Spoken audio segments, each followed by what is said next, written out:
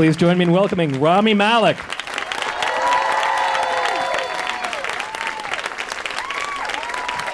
Well, thank you for joining us. I know tonight is a big night for you, so we're very grateful that you're spending time with us. Oh, no. I mean, it's all about the fans, right? Absolutely. Yeah. By the way, my publicist slept with that reporter from Vulture.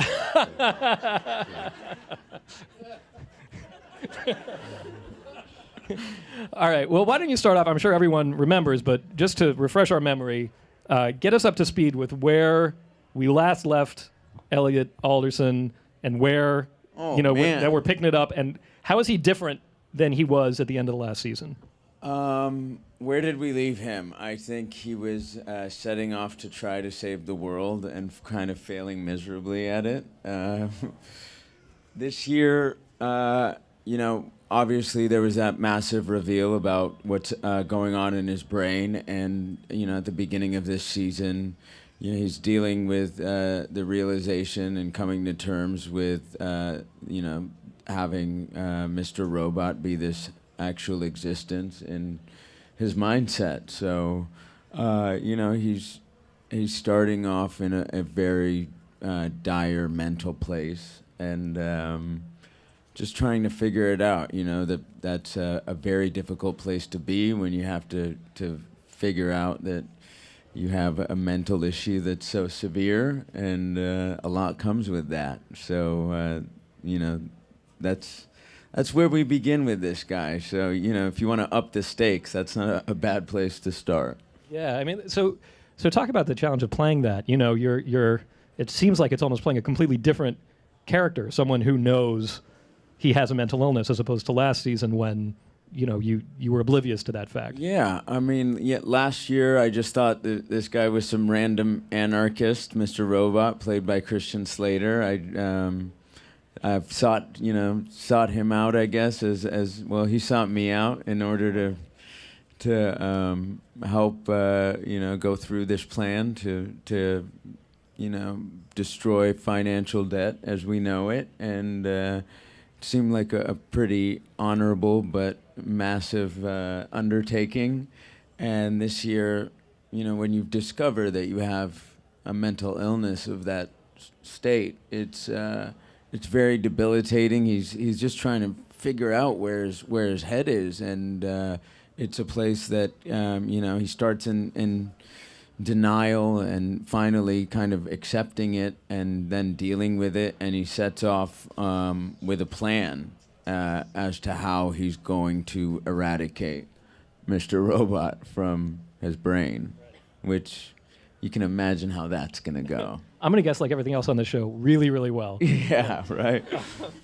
You told a story to Variety about, maybe you told it elsewhere as well, about when Sam was preparing you to come back, he called you and said, if I do if I'm asking you to do anything that's too uncomfortable, let me know. Yeah.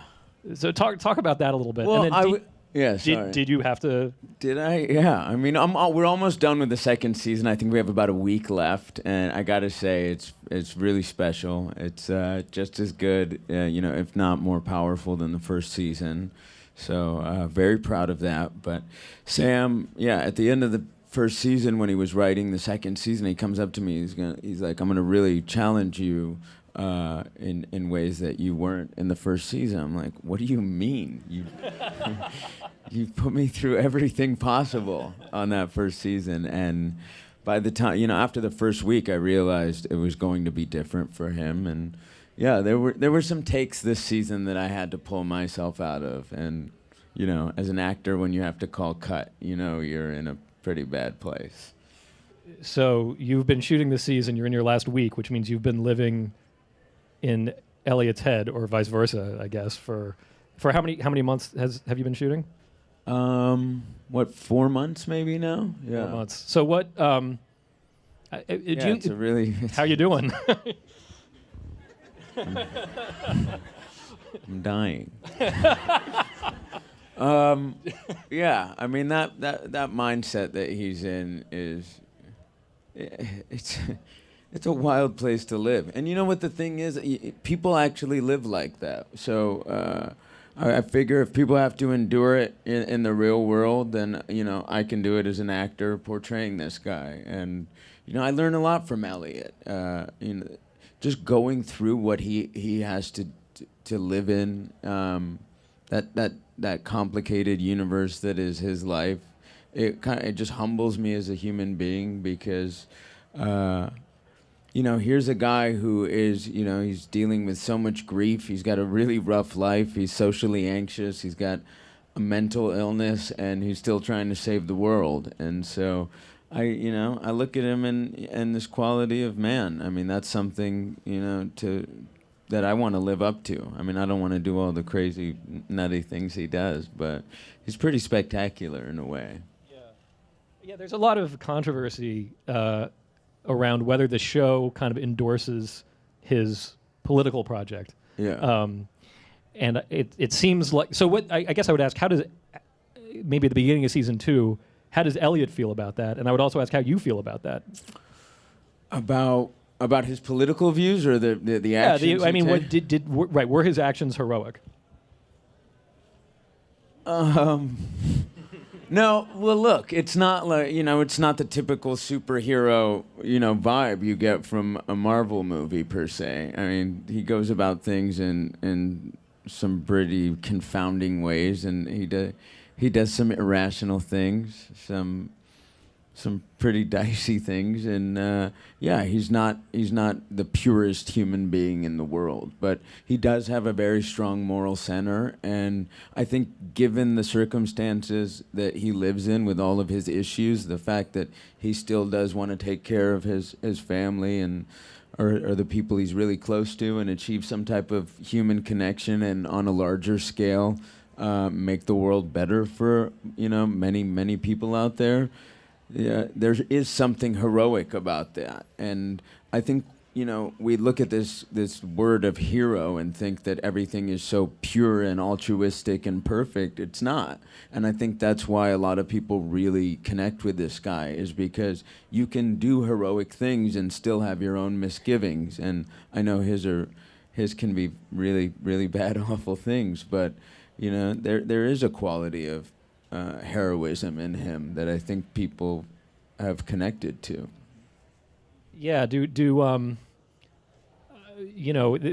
back to that Vulture quote, about this sort of iconic character that feels like, watching him, a certain viewer will feel like you understand me. What kind of interactions do you have with fans around that? That must be, I can imagine people forming a really intense response to that character. Well, I always wonder, like, if people see me on the street, are they going to just see Elliot? And in that case, would you be nervous about going up to Elliot? Because I would. So when people come straight up and are in my face, I'm like, wow. I mean, the fact that it's had this kind of connection with people through the screen is, it's more rewarding than anything else. The fan base is, look at this. This is pretty rad. Yeah. He speaks to all of us, and I think I have the luxury and the true honor of getting to play this guy that has had this massive effect on our culture, and it's just something I'm proud of. So anytime you see me on the street, I'll say hi. There you go. So how what do you go through to prepare? Maybe before the season starts or something. Do you read? Are you method? Like how do you get into character? I did so much work going into the first season. I worked with a psychologist to get into what was going on with him and his headspace. Talked about social anxiety. Talked about different mental illnesses. I watched every documentary on hacking. I even got a typing tutor to help me type quicker. It didn't work out so well. But I did as much homework as I could, because reading him on the page, I was like, oh, this is a great role. Like, I cannot mess this up. So I just wanted to do everything I possibly could. And for me, that's research and like going away and being alone and just, that the kind of loneliness that he inhabits. I just, I wanted to have a semblance of that. So just spent a lot of time alone and, with my own thoughts and emotions. And when we got done with the first season, I was like, I should know this guy by now, and I thought I did. And when I started receiving scripts for the second season, I was like, man, you got to do just as much homework, because it's, after having a revelation like that, that you have this alter ego living with you, it's a different Elliot. So I hope people will see the nuances of that. But if they don't, just go back and watch season 1. It seems like we have a clip for the sort of a teaser for the new season 2. When we take a look at that real quick. Typical Elliot. Oh, Elliot. I know, or I think I read that you had sort of on-site, hacking consultants to make sure that it all. Did they coach you on your performance? Like Elliot wouldn't do that? No, I'd kill them. No, I leave all the technical stuff to them. I mean, they walk me through all this stuff. It's so important to Sam Esmail, our brilliant creator, writer, and director of the show, that we get everything right. And, on all the screens, anything we do is practical. So if you see the hack, it's a hack that would work. So I get, hours of walkthrough before we shoot it, and to me, it's sometimes very tedious and, beyond me at times. But once you start to figure it out, it becomes cool.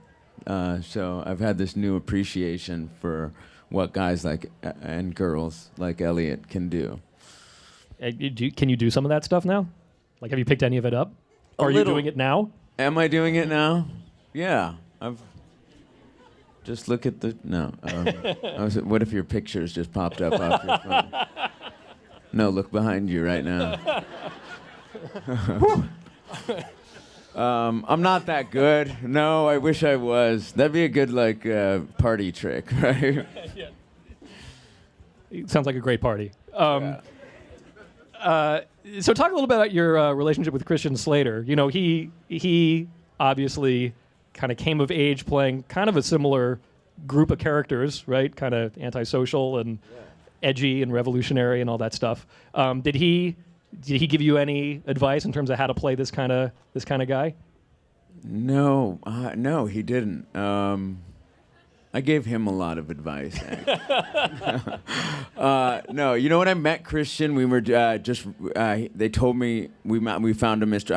I was trying on the hoodie for Elliot in a costume fitting, in a wardrobe fitting, and they had all the Mr. Robot clothes up on the side. And usually when they pull that means they have the actor figured out. So I just started asking questions and interrogating our costume designer until she told me it was Christian. And I was like, oh, wow, that's amazing. Who doesn't love his movies?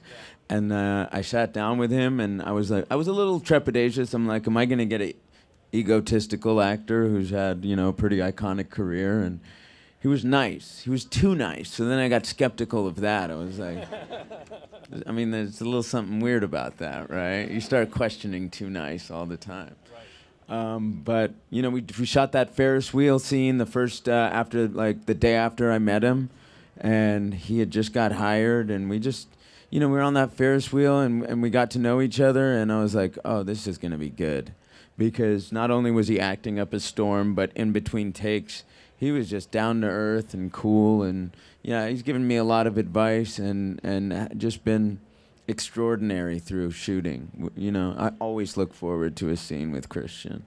Yeah, did you grow up watching Heathers and How About the Volume? And all those movies. Yeah, right. Yeah. And then True Romance is one of my favorite movies. Yeah. I got to see him and Patricia Arquette and a bunch of the actors from that movie do a live reading in L.A., which was epic. That's great. And you guys seen True Romance? We should all watch it again tonight. after the show. Or the 2 hour, or before the show. Before the show. You better start now, I guess so. Yeah. The show's on tonight. Seriously? It's this hot new show. I don't know if you've heard about it. And Sam is doing he's directing every episode. Yeah, Sam took this Herculean task undertaking of directing everything. He wrote so many of these episodes, and The only way the studio was going to let him direct everything was that they wanted, I think, 8 scripts ahead of shooting, and that's a feat in and of itself. I mean, who's going to write 8 scripts over the course of a summer or a winter, whatever he had? And he did it. I think he gave them 10 scripts. And working with Sam has been a true blessing because as an actor, when you have someone who knows the story as well as he does, that gives you, a certain trust. When, you're playing a character like Elliot, I want to take some big risks. And to do that with a director who's just coming in on a weekly basis is, it just doesn't give you the liberty to do what you might be able to do with someone who knows the story as well as he does and, knows the complete trajectory of this character. So that's been a blessing. I get to play Elliot, and a lot of people get to see this really cool character that has engaged a lot of people, but wouldn't be here without him. Yeah, and you're shooting it. I think I read somewhere that you're shooting it sort of out of order this year in a different way than you did last year. So we've shot all of these 10 episodes like a film, and in a film you shoot out of sequence. So on the first day you could wind up shooting the last scene in a movie. So within the first week of shooting the second season, I shot a really emotional scene from the 9th episode, and I was like, I can't believe you're doing this to me right now. I don't know where he's gonna be by episode 9. If you told me in the first season like where Elliot would be in episode 9, I'd be like, I have no fucking clue. So yeah, that was tricky, and that's where it comes in that you have a guy like Sam who knows it so well, and you can trust him. But that just makes all of us do the homework that we needed to do to be able to be prepared enough to fulfill that. You got to, if you're going to be shooting episode 9 or 10 within the first week, it makes you work that much harder to figure out where your character's going. And do you have to prepare yourself physically in any way? Is there any, he's got a haunted look to him. Is that something that your body has to adjust to in any way? Yeah, sadly it is. I mean, when did he eat in the first season? I think he ate McDonald's fries in the pilot, and then I told Sam, I was like, dude, you got to show this guy eating something at some point. It's just natural that people eat food. Even Elliot eats food, right? I mean, he has to survive. But Sam told me early on, before we shot the pilot, he's like, people who do a lot of morphine or drugs, they don't eat much. And I'm like, oh, God, where's this leading? And he's like, so you need to slim down a little bit. And I was like, pretty thin already. And so I was like, more? And he was like, yeah, a little bit more. And so, yeah, I just keep on a pretty boring diet for the most part. And it sucks, but... Sounds like it. But it's good. I mean, when you see a guy who looks like hollow on screen like that, it adds something. It's less acting I have to do. Really. It is. Yeah. Right, because you're just sort of naturally angry also, I would Yeah. Right. Yeah. Yeah, and you look empty. Because you are. You're empty. Sad. It's terrible. All right, this is great. I want to. So the show, a lot of people have commented on it. It sort of tends to predict and reflect events in the real world in this kind of uncanny way. I think we've all sort of had moments where we've read the news and been like, "Didn't I see that?" So, I mean, have you had those moments where you look around and you're like, "Oh, this is a Mr. Robot moment right here"? I only get my news from Mr. Robot now. Is that all you're giving me? That's it? Okay. I can move on. No. Yeah, it's sad because, at one point we're like, man, this is amazing. We're predicting the future, but the future's so dire, and it's always like a really nasty situation or, some of that. When we shot the pilot, there was that Michael Hansen scene in the beginning, and I came up to him and I called him out for, cheating on his wife with my therapist, Krista, and I remember listing a bunch of names of girls he's, cheated on her with, and I said, Ashley Madison, you slept with this girl and Ashley Madison. I had no idea what Ashley Madison was till the hack happened in episode 9 or 10 when there was actually a real Ashley Madison hack, and that's a website that people cheat on their spouses with, I believe. Is that true? I believe so. Okay. So then I realized Ashley Madison was not just a girl, it was a website. And Sam had kind of predicted that months in advance. So yeah, it's kind of crazy how that happens. In terms of sort of internet safety and hygiene, what should we be doing that we're not doing? What are you not doing? Okay. I don't know who has... On your website, you can do like a 2-step verification. Have you heard of this? So every time you check in, log into your... Not every time, but every once in a while when you log into your email, you can have a code sent to your phone that obviously only you will get because you have your phone. And you type that in as you access your internet account or your email account. So... you can kind of rest a little bit easier knowing that that helps to a certain degree. Obviously, changing passwords, not using password as your password is pretty good. I change my email address quite often, so I think that helps. And this sounds cheesy, but covering up the camera on the lens on your computer, and 'cause people can see through that. Yeah, Mark Zuckerberg does it. There was a photo of Mark Zuckerberg that came out, and he had a piece of tape over his over the camera on his monitor. He did? Yeah. Yeah. And he got hacked, right? Did he? He did. Mark Zuckerberg got I thought he was all about sharing everything. That's what... Apparently he shared his password. So there's this irony that like this show is all about, privacy.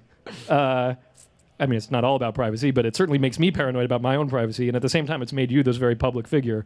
What's it like for you, like just being out in the world? Like, how has your life changed? It's changed quite a bit. I mean, it's changed a lot. I mean, people have gone from like screaming out "iRobot" in the street to Mr. Robot to Elliot to like Remy, now to Rami. So, people actually know my name now. Sort of honing in on you. Yeah, they're figuring out who the guy is that plays Elliot. Yeah, it's crazy. I mean, the campaign for this show is nuts. I mean, they've gone to great lengths to promote this show, and obviously they've done a great job. Thank you all for watching. And good. No, I'm just kidding. But thank you. And my face is everywhere, and that's been a little nuts. This, it was everywhere on billboards and buses last year, and I went to them and I'm like, you guys can use like the mask or something this year right. for all the publicity. But it's been great. I mean, for my world, actors only dream of having a character to play like this. It's like the Joker in the deck, and it only comes around every once in a while. So it's an honor to play Elliot and to have this, the fan appreciation that we do is. It's beyond anything I ever expected. I'm famous now. Because I'm not. That's what's funny about it. I still walk down the street undetected. Right. I have one more question before we. That's it? Well, yes, that's it. Before we go to Q&A, we're going to open it up. Oh, great. Yes. I went on Twitter, which I'm sure you'd never use, right? I do have a Twitter account. I've never been on Facebook, and I did have an Instagram account for a couple days, and I took a bunch of selfies on it, like at the Golden Globes, and I'm like, what am I doing? Who am I? That's not me. But then I tweet every once in a while. So right. What are you going to do? What happened? Anyway, I went on Twitter, and because mostly I wanted to show off about how I was going to be interviewing you, I said, so excited to interview Rami Malek tonight. Anybody have any questions? And to my surprise, some people did, and I'm going to ask you one of them right now. Not because of you, because of my followers who are, like all 8 of them. Yes, it's very sad. Joking. I know. No. Anyway, and Dodai Stewart, I mentioned her by name because her question was tripartite. The first was, what is your dream role? The second one is, would you do a romantic comedy? The third question was, in all caps, marry me? Question mark, question mark, question mark. I'm not getting married anytime soon, so I have to. All right, how about the first? How about the first question?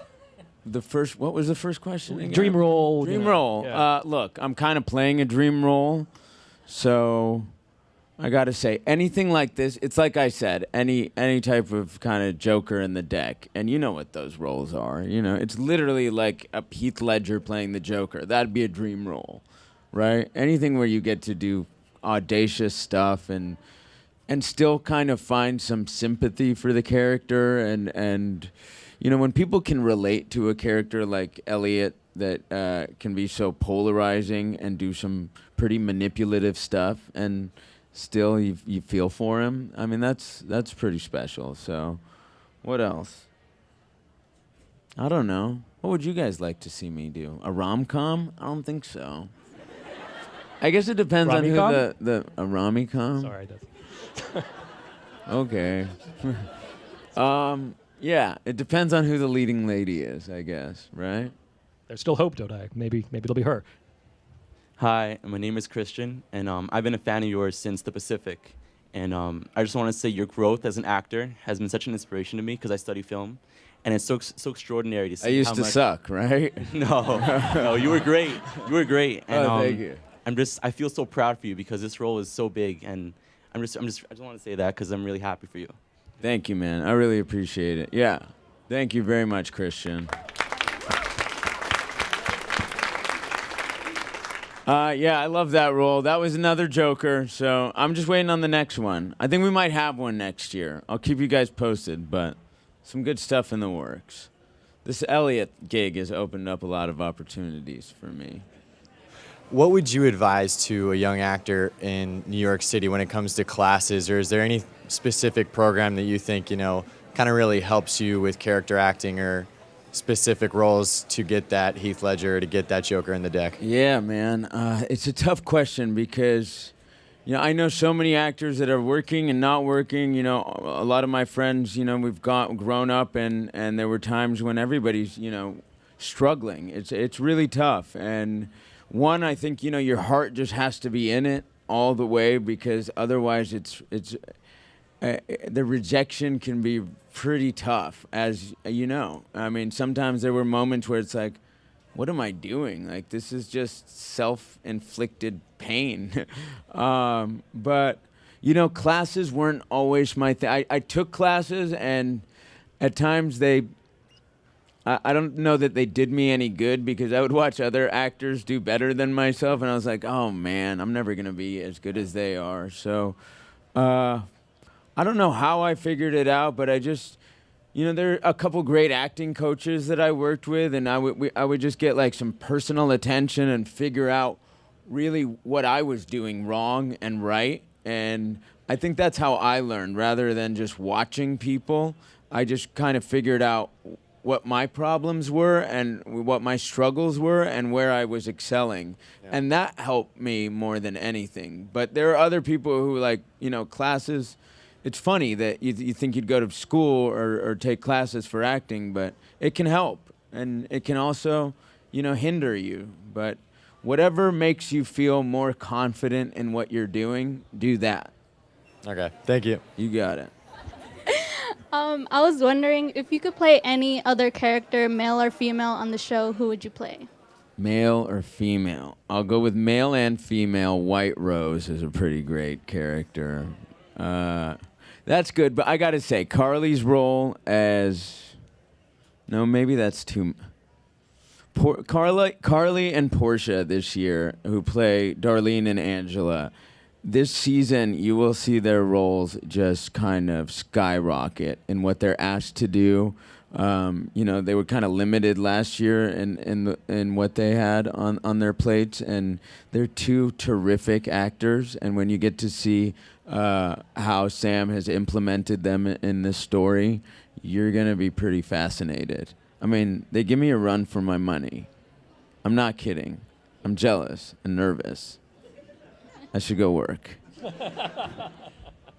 What is the last movie or show or play or what have you other than Mr. Robot that really spoke to you or excited you? Despicable Me was always a lot of fun. I really could get inspired by a cartoon. I'm not kidding. Right?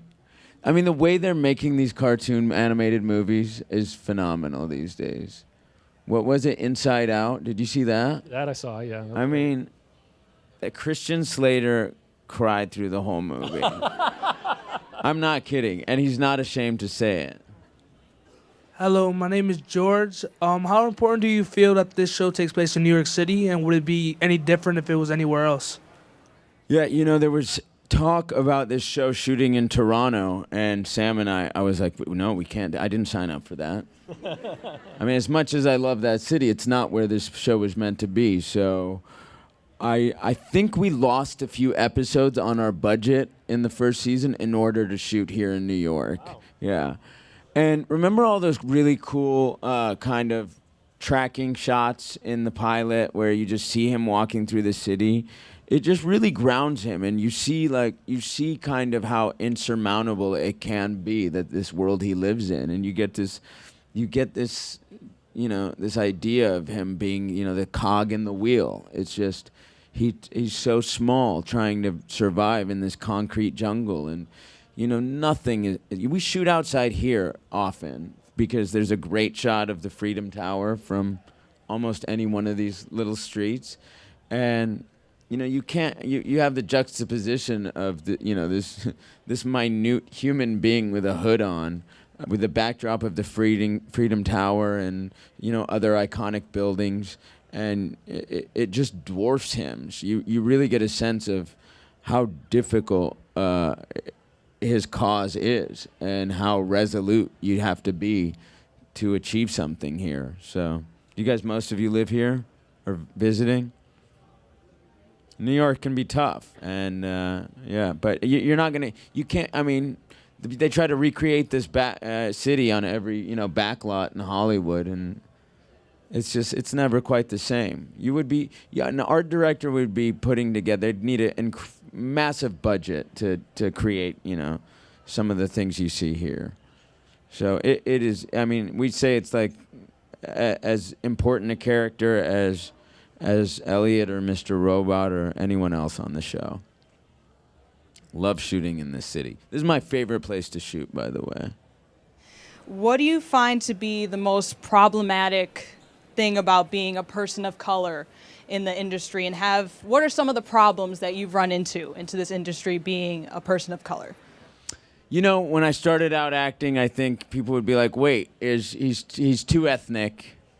I'm like, really? And then sometimes, it's like he's not ethnic enough. And, I come from an Egyptian background mostly. And, there were roles that were kind of just terrorists that for a while that were sent to me that I had to tell my agent, like, no more of that. I did that once, and I actually liked that character because he had like a just cause to a certain degree, or I could justify it. But I don't know. It's really hard. It's great. Like at a lot of events, I run into, actors like Aziz Ansari and Keegan-Michael Key, and to see like, the spectrum of color that has it's widened quite a bit, and that's really, I appreciate that. I mean, I never thought like that a young, iconic, heroic role, character like Elliot would ever be played by anyone who wasn't, a good-looking white guy in his, mid-20s or early 20s. And that's possible today. I mean, when I auditioned for the role, I was like, there's no way that they're going to give this to me. I'm like the token guy that they threw into the ring to be like, yeah, well, we gave you this option, you just didn't take it. So it's nice to see that. And I think like by the success that I'm having on this show, I hope it will open, broaden that opportunity for other actors to be given those opportunities as well. And I appreciate whoever's come before me that has allowed me to have this opportunity. Rami, thank you so much. Thank you everybody guys. for coming That out. was This awesome. really great.